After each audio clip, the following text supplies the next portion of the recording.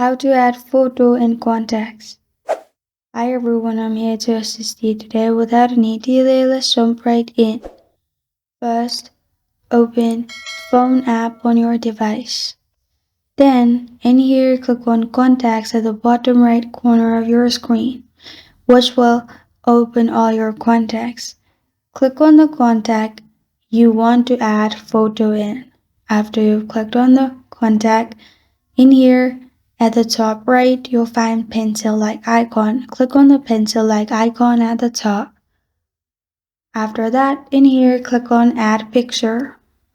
After you've clicked on Add Picture, select where your picture is and select your picture.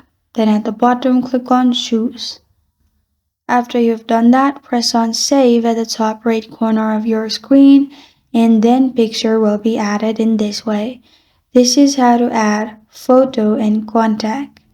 Thank you for joining me today. If this video helps you out, please leave a like and subscribe for more.